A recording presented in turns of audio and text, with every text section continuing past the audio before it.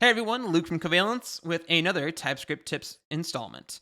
We're going to be covering the final part of interfaces to type aliases to type aliases versus interfaces, or vice versa, whichever way. We're going to be discussing their similarities, their differences, and their specific use cases and best practices in coding with type aliases or interfaces. So whether you're a rookie or a seasoned pro, hopefully I can demystify this subject and give y'all a nice TLDR of what to do when approaching them. Before we begin actually going into the code, don't forget we have a link in the description down below for our Covalence community membership. For $25 a month, you get access to our front end, our back end, and my standalone React course in Gravity, which is our content management system for our courses. It grants you access to Discord, so you can come mess with me and ask me coding questions and request videos.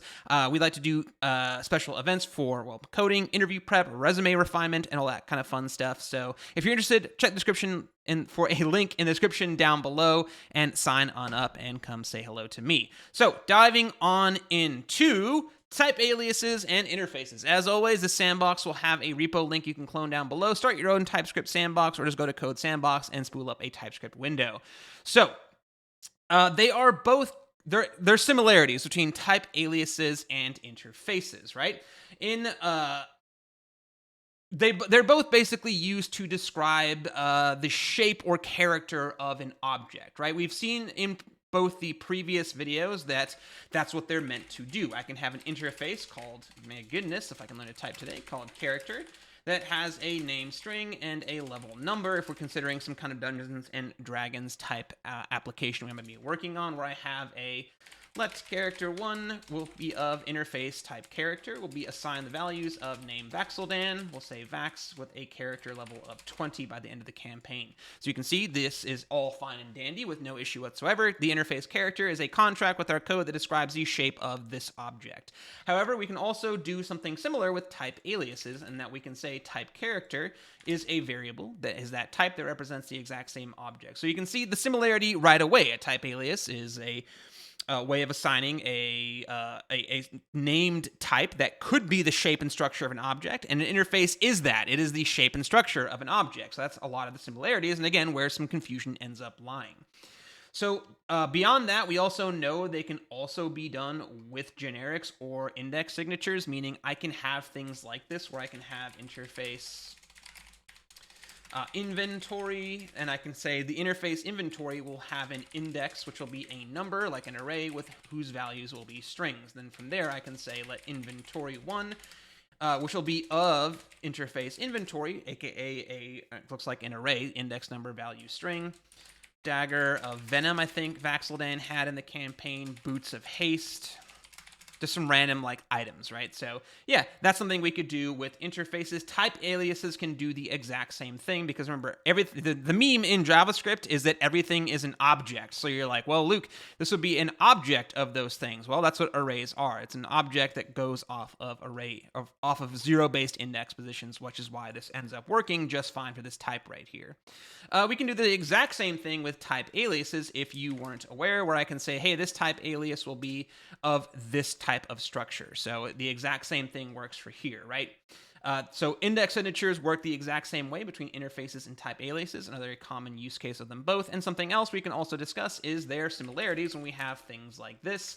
Interface item container might have a generic of type T, which will be an array of T type. So in this case, we have an object whose structure will be a container who will have a property called items, which will be an array of T generics.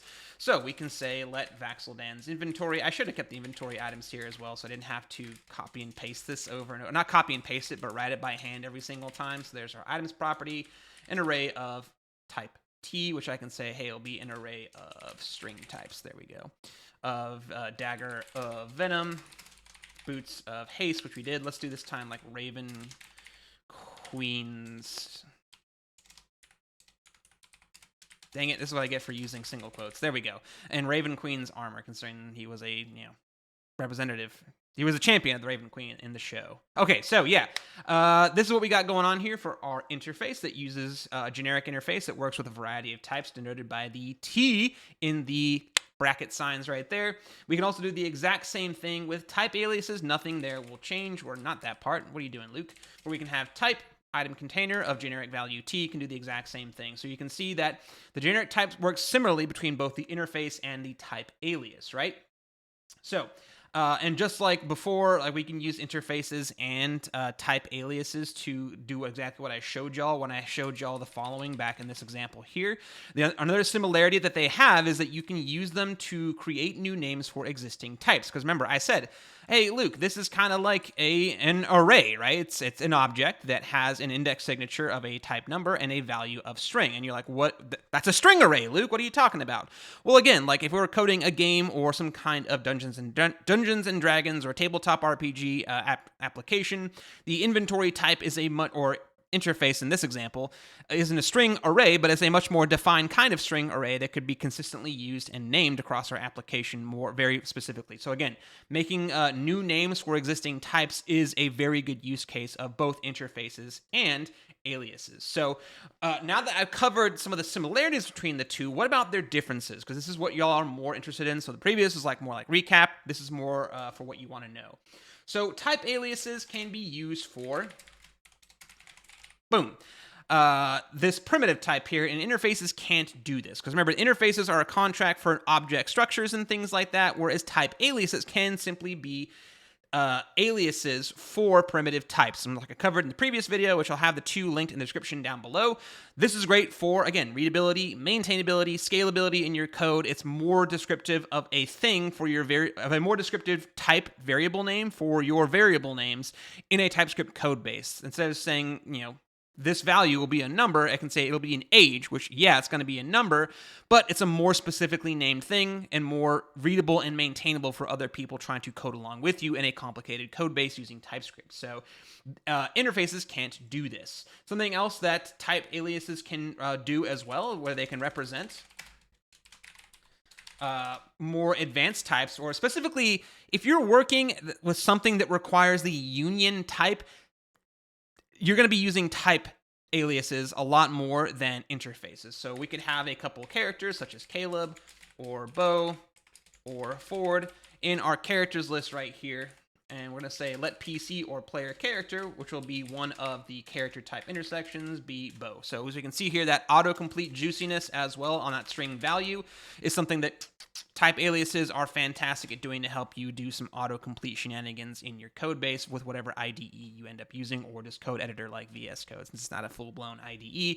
Don't argue with me about the semantics on that.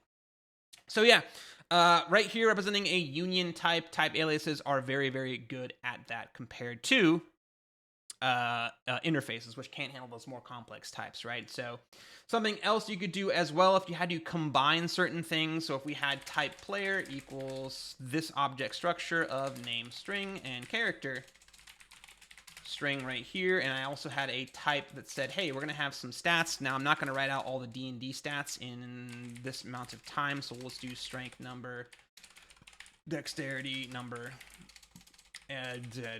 intelligence.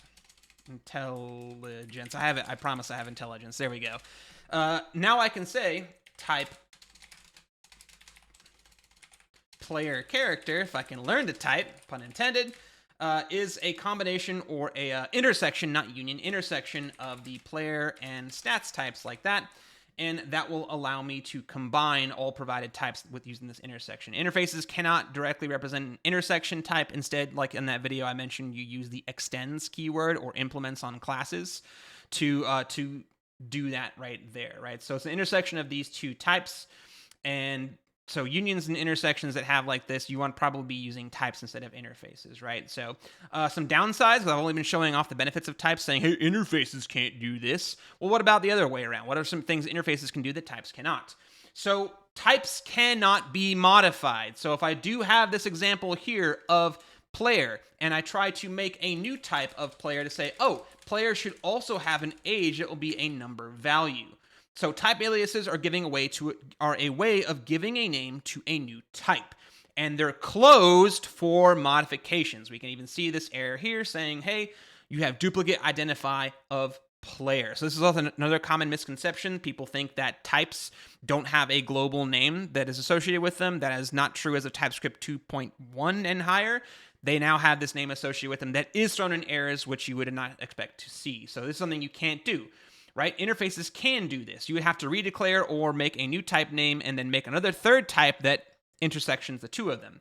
However, if I change this to interface player has these properties and change this to interface player that has this new property, look what happens when I write a new character, such as grog, where I might write an object and say type grog is of the contract interface of player.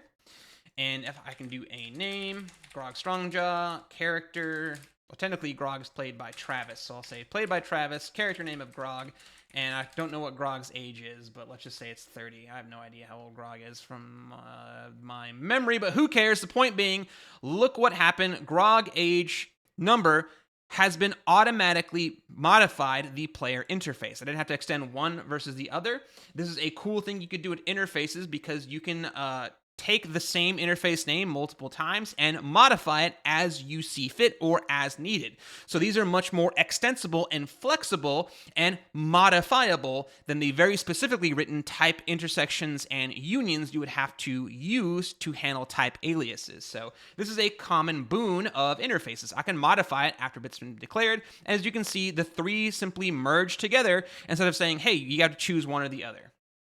So this leads me to say that interfaces, when you're writing any kind of public-facing code, right? If you're writing an interface for a public-facing library, like you're making your own library that you're going to put on NPM, you're going to expect a gorillion downloads a week, I will be mad if you did not use something like this if you're using interfaces, because again, you know that when people use libraries, you run into edge cases all of the time. So if I ran into an edge case and I'm like, oh, I wish that the library could do something I need to add. It does so many things great, but I want to add one more thing it could do. I could come into my code.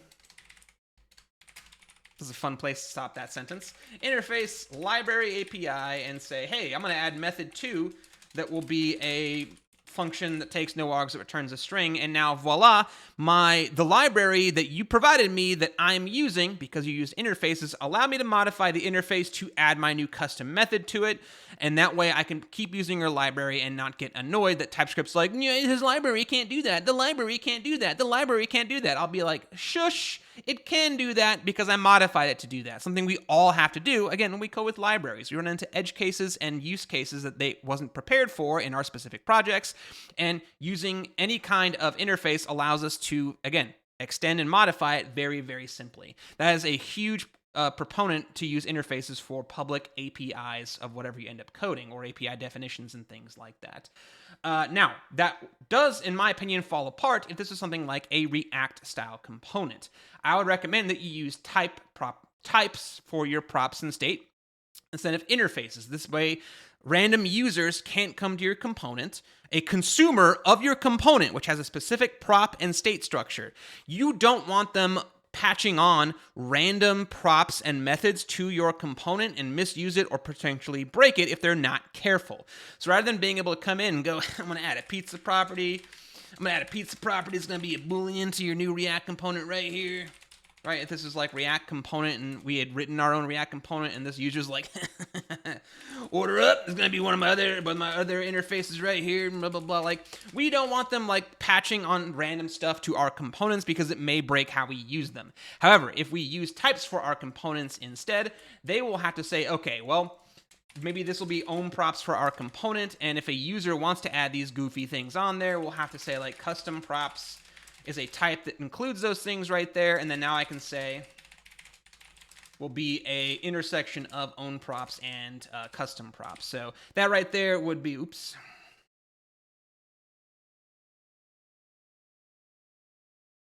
Oh, whoop, my bad.